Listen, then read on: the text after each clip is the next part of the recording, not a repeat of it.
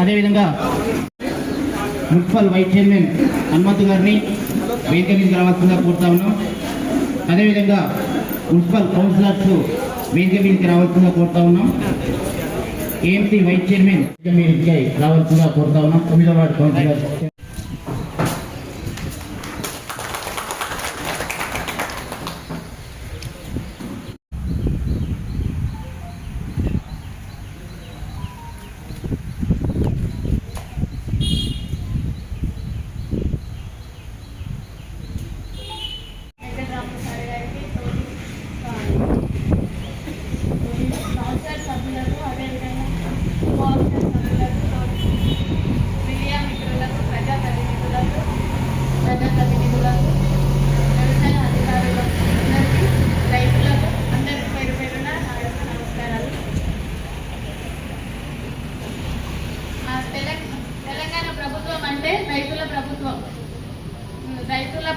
రైతుల కోసం మన రేవంత్ రెడ్డి గారు ఎన్నో రైతు భరోసా, రైతు బీమా, రుణమాఫీ, సన్న రకం బోనస్ ఇలా ఎన్నో చేశారు. అదేవిధంగా రైతులు పండిస్తున్నారు పంటలు, కాకపోతే మీరు ఎరువులు వేయకుండా ఆర్గానిక్గా పండించి మీరు బాగుంటేనే మేము అందరం బాగుంటాం. పెట్టుకొని మీ ఆరోగ్యాలు కూడా చూసుకోవాలని. అదేవిధంగా మన రామ్మోహన్ రెడ్డి సార్ గారు రైతుల నాయకుడు. ఎందుకంటే నిన్న మొన్న 587 కోట్ల ప్రాజెక్టు కొండూరు పట్టి లక్ష్మీదేవిపల్లి ప్రాజెక్టు కోసం రైతుల భూసేకరణ కోసం ముఖ్య పాత్ర వహించాడు. వారికి సస్యశ్యామలం అవుతుందని తెలియజేస్తూ అందరికీ ధన్యవాదాలు. ఒక విజన్తో నడిచే నాయకుడు ఏంటంటే ఈరోజు కార్యకర్తలు ప్రజలు ఒక విజన్తో నడిచే నాయకుడు ఎంబడి ఉంటారు. అయితే మనం కూడా ఒకటి ఆలోచన చేయాలి. వీళ్ళు ఎలక్షన్లప్పుడే కళ్ళబోలి మాటలు చెప్పి మన అందరినీ ఏమారుతూ ఉంటారు. కానీ మన నాయకుడు అలా కాదు. చెప్పిన మాట చేయడము ఆయన నైజం. పట్టువదలని విక్రమార్కుల్లాగా అపర భగీరథుల్లాగా ఈరోజు పరిగి లక్ష్మీదేవిపల్లి కొందూరు ప్రాజెక్టుకు 587 కోట్ల నిధులు తీసుకొచ్చిన ఘనత ఈరోజు రామ్మోహన్ రెడ్డి సార్ గారిది. అదేవిధంగా పరిగి రూపురేఖలు ఎటు చూసిన డబల్ రోడ్లు 4 లైన్ రోడ్లు ఈరోజు పరిగిలో కనిపిస్తూ ఉన్నాయి. మీరు చూస్తూ ఉన్నారు. గత పాలకులు ఎప్పుడైనా అదే రోడ్ల మీద నడిచారు కానీ ఆ రోడ్లను అడిగే పాపాను పోలేరు వాళ్ళు. ఇదే అప్ప నుంచి మణిగూడ వరకు ఎంతో మంది చనిపోతే కూడా కనీసం ఓదార్చే స్థితిలో అప్పుడు నాయకులు లేకపోతే ఎమ్మెల్యే రామ్మోహన్ రెడ్డి గారు అయిన తర్వాత సీఎం గారి దృష్టికి తీసుకెళ్లి వెంబడే ఆ పనులను ప్రారంభించుడు. ఈరోజు పనులు అతి వేగంగా జరుగుతూ ఉన్నాయి. అయితే ఒక రాష్ట్ర నాయకుడు చేయలేని పనులు కూడా రామ్మోహన్ రెడ్డి గారు ఒక ఎమ్మెల్యే ఉండి కూడా ఎన్నో పనులు మంత్రుల కాన్ఫరెన్స్ లో జరిగిన పనులు కూడా ఈరోజు పరిగి నియోజకవర్గంలో జరుగుతూ ఉన్నాయి. కాబట్టి మనమందరం కూడా రామ్మోహన్ రెడ్డి గారి అందరం సపోర్టుగా నిలబడ్డప్పుడే ఇంకా ఎన్నో పదవులు వస్తాయి. అతి తొందరలో కూడా మనం అందరం సార్ను మినిస్టర్ గా చూడబోతున్నామని కూడా తెలియజేస్తూ జై కాంగ్రెస్, జై రామ్మోహన్ అన్న. ఇప్పుడు పరిగి ఎమ్మెల్యే అభివృద్ధి ప్రదాత రామ్మోహన్ రెడ్డి అన్న గారిని మాట్లాడాల్సిందిగా కోరుతాం. అదేవిధంగా వ్యవసాయంలో అపార అనుభవం ఉన్నటువంటి వ్యవసాయ శాఖ మంత్రి తుమ్మల నాగేశ్వరరావు గారు మన పరిగి ప్రాంతానికి కూడా గతంలో రావడం జరిగింది. ఎన్నో అభివృద్ధి కార్యక్రమాల్లో మన జిల్లా కూడా రావడం జరిగింది. వారి ఆలోచనతో వెనకటికి ఇంతకుముందు మాట్లాడిన వాళ్ళు రాఘవేంద్ర రెడ్డి కానీ పంతులు కానీ చాలామంది కరిగెట్లకు మనం వెనకటికి నేను కూడా ఒక రైతు బిడ్డను. మా శివారెడ్డిపల్లిలో పెద్దబాయి అని మాకు పెద్ద బావి ఉంది. ఆ పెద్దబాయి గారు ఏం చేస్తుంటాం అంటే వాగుంటుండే మా సీజన్ బాగా అయితే ఎందుకంటే శివారెడ్డిపల్లి కాబట్టి ఆ వాగు పొడతంతా కూడా కాంగ చెట్లు ఉంటుండే, మొత్తం కాంగ చెట్లు ఉంటుండే. అయితే శత్రు అని చెప్పి ఏం చేస్తుండే ఆ కాంగ పొరకంతా కొట్టాలి, ఆ కరగట్లు వేసి తొక్కాలి, ఆ కరగట్లు వేసి తొక్కాలన్నమాట. వెనకటికి అంతా అదే సిస్టమ్ చేస్తుంటే చిన్నప్పటి నుంచి నాకు తెలివి వచ్చినప్పటి నుంచి చూస్తుంటే అదే సిస్టమ్ చేస్తుంటే.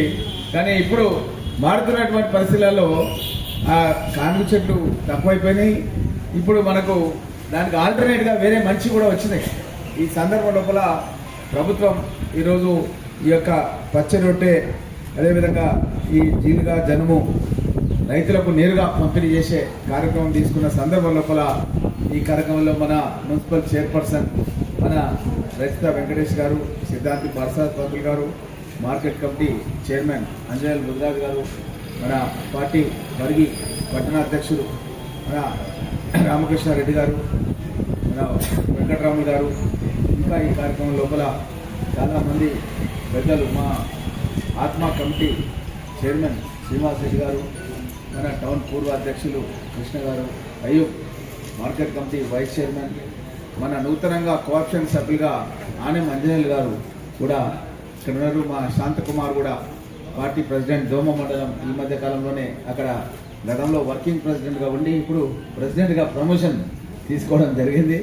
అదేవిధంగా మా ప్రభాకర్ రెడ్డి గారు మార్కెట్ కమిటీ డైరెక్టర్, అదేవిధంగా ఇప్పటివరకు రాఘవేంద్ర రెడ్డి గారు చాలా వివరంగా ఏ విధంగా మనం ప్రజలకు వివరించాలి, ఒక మండల స్థాయి నుంచి ఒక సర్పంచ్ స్థాయి నుంచి వార్డు సభ్యుల వరకు కూడా మనం ఎక్కడికి పోయినా సరే మనం చేసిన విషయాలు చెప్పాలి. మనం అబద్ధం చెప్పాల్సిన అవసరం మనకు లేదు. మన దేశానికి స్వాతంత్రం తీసుకొచ్చిన పార్టీ కాంగ్రెస్ పార్టీ, తెలంగాణ రాష్ట్రాన్ని ఇచ్చిన పార్టీ కాంగ్రెస్ పార్టీ. మనం వాస్తవాలు చెప్తే చాలు. ఎందుకంటే బీఆర్ఎస్ పార్టీ వాళ్ళు దుబాయ్లో, సింగపూర్లో సోషల్ మీడియా ఆఫీసులు పెట్టి అన్ని అవాస్తవాలను అక్కడ నుంచి మన వాట్సాప్ గ్రూప్లలో పెట్టి మొత్తం కూడా ప్రజలను తప్పుదోవ పట్టించే కార్యక్రమం చేస్తున్న సందర్భం లోపల మనం కూడా వాస్తవాలను చెప్పాల్సిన బాధ్యత మనందరిపైన ఉంది. మనం చెప్పకపోతే నష్టపోయేది కూడా భవిష్యత్తు లోపల మనమే అనే విషయాన్ని కూడా స్పష్టంగా ఇక్కడ ఉన్న ప్రతి నాయకుని కూడా నేను చెప్తున్నా. మనం ఎక్కడ పోయినా సరే కూడా అంజనేయులు కూడా చాలా వివరంగా ఎప్పటికప్పుడు సోషల్ మీడియా ద్వారా, పత్రికల ద్వారా నేను చూస్తుంటాను. ఏ అధ్యక్షుడు కూడా అంత పెద్ద కవరేజ్ మన కాన్స్టిట్యున్సీలో రాదు. తను మళ్ళీ ఏ విలేకరు కూడా వచ్చి నేను కలవడు, తనే చూసుకుంటాడు. అది ఏం చేస్తాడో ఏమో తెలియదు, కానీ వాళ్ళు ఎవరు కూడా రారు. కానీ పత్రికల మాత్రం చాలా కవరేజ్ మన అంజనేయులు ముదిరాజ్ బాగా కవరేజ్ వస్తాడు, చూస్తాడు. రాము కూడా పార్టీ గురించి మొన్న ఎన్నికల్లో, మున్సిపల్ ఎన్నికల్లో చాలా కష్టపడి పనిచేసాడు. ఎవరైతే కష్టపడి పనిచేస్తారో తప్పకుండా నేను గుర్తిస్తా. కాబట్టి తను ఓడిపోయిందనే బాధలో ఉండి కూడా ఏ విధంగా మున్సిపాలిటీ గెలవాలనే ఉద్దేశంతో రాము పనిచేయడం జరిగింది. దాన్ని గుర్తించి ఆయన అడగకూడదు సార్, ఆయన పిలిచి వాళ్ళ మదర్ పద్మమ్మకు మనం అక్కడ మున్సిపల్ కోఆప్షన్ సభ్యుడిగా ఇవ్వడం జరిగింది అనే విషయాన్ని కూడా తెలియజేస్తూ, అదేవిధంగా మా యొక్క దొమ్మ నుంచి PSCS X chairman Yadav Reddy గారు, తను అప్పటి ప్రభుత్వం లోపల జెడ్పీటీసీగా పనిచేసి ఓడిపోయాడు. అప్పటి ప్రభుత్వం లోపల సింగిల్ విండో కూడా పనిచేస్తే ఓడిపోయాడు. అయితే ఎన్నో పనులు చేసినా సరే వాళ్ళు ఏదో విధంగా మోసకారి విధానాల ద్వారా తను ఓడిపోయినా సరే ఆయనను గుర్తించి ఆయనను మళ్ళా ఆ ప్రభుత్వంలోనే మన పిఎస్సిఎస్ చైర్మన్గా కొంతమంది మన దాంట్లోకి వస్తే మనం పిఎస్సిఎస్ చైర్మన్ కూడా చేయడం జరిగింది. మళ్ళీ ఇప్పుడు రినివల్ కూడా ఆయనకు పిఎస్సిఎస్ చైర్మన్ చేస్తున్నారు. ఎందుకంటే కష్టపడి ఎప్పుడైనా గుర్తిస్తాం. ఒకసారి ఓడిపోవచ్చు, ఓడిపోయినంత మాత్రాన అదేం శాశ్వతం కాదు. రేపు పొద్దుగాల గెలుపు గురించి తప్పకుండా ఆ ఓడిపోయినటువంటి వ్యక్తులు ఎవరైతే ఉన్నారో వాళ్ళందరూ కూడా నా మనసులో ఉన్నారు. కాబట్టి భవిష్యత్తు లోపల కూడా వాళ్ళకి మంచి అవకాశాలు తప్పకుండా కలిగిస్తామన్న విషయాన్ని కూడా తెలియజేస్తూ, అదేవిధంగా మన బాలరాజు కూడా ఆ రోజు కష్టకాలంలో పాపం వాళ్ళ తల్లిని తీసుకొని పోతే కూడా వాళ్ళ తల్లికి అనునిత్యం బాలరాజు మాట్లాడుతూ, అమ్మ అన్న వెంటనే ఉండాలి, మనము అన్నకే సపోర్ట్ చేయాలని ఎప్పటికప్పుడు ఫోన్ ద్వారా కూడా మాట్లాడి, ఆమె పాపం నేను చూడలేదు అక్కమ్మను, ఆమె డైరెక్ట్గా ఆ రోజు ఎక్కడైతే మున్సిపల్లో ఎన్నిక జరుగుతుందో డైరెక్ట్గా అదే రోజు చూసిన నేను, ఆమె చెయ్యి లేపింది దానికి రాగానే. ఆమె వాళ్ళ అమ్మకి చెప్పినాడు, సార్ ఎట్లా చెప్తే నువ్వు అంట చేయాలమ్మా అని చెప్పినట్టున్నాడు. అదే విషయం చేయడం జరిగింది. ఈ విధంగా అందరినీ కూడా ఇక్కడ ఉన్నటువంటి నాయకులు, మా చంద్రయ్య కూడా ఎప్పటికప్పుడు నస్కల్ గ్రామం లోపల అందరితో కలుపుకుంటూ, ఇంకా ముందు కూడా సీనియర్ నాయకులు, మన జనరల్ సెక్రటరీ, తాండ వరకు సీసీ రోడ్ వేసినాం. ఇంకా కూడా ప్రతి తాండకు కూడా వేయాలని కంకణం పట్టుకొని ఉన్నాను. ప్రతి తాండకు సీసీ రోడ్లు వేపిస్తా, ప్రతి ఊరికి కూడా బీటీ రోడ్ వేపిస్తా. ఇది మీరు చూస్తుంటారు రాను మన ఎలక్షన్స్, అసెంబ్లీ ఎలక్షన్స్ వచ్చినాక మన కాన్స్టిట్యున్సీలనే ప్రతి ఊరికి ప్రతి దానికి కూడా రోడ్ వేపిస్తా అన్న విషయాన్ని కూడా తెలియజేస్తూ, ఈ కార్యక్రమం లోపల మన మున్సిపల్ కమిషనర్ గారు వెంకటయ్య గారు, తనకు చాలా అనుభవం ఉండి ఎప్పటికప్పుడు ఎన్ని ఒడుగుదొడుకులు ఉన్నా దాన్ని అన్నిటి కూడా అధిగమిస్తూ మున్సిపాలిటీని ముందుకు తీసుకెళ్తున్న ప్రయత్నం మీరందరూ కూడా గమనిస్తున్నారు. ముఖ్యంగా ఈరోజు మన కార్యక్రమం గురించి, ఈ యొక్క ఏదైతే పచ్చి రొట్టె కార్యక్రమం ఉందో, మన పంటలు బాగా పండాలని ప్రభుత్వం మన రాష్ట్రంలో పండింది కాదు, ఇది ఎక్కడో ఉన్న మధ్యప్రదేశ్ నుంచి, ఎక్కడో ఉన్న రాజస్థాన్ నుంచి, అక్కడ నుంచి దిగుమతి చేసుకొని గతంలో చాలా తక్కువ పరిమాణంలో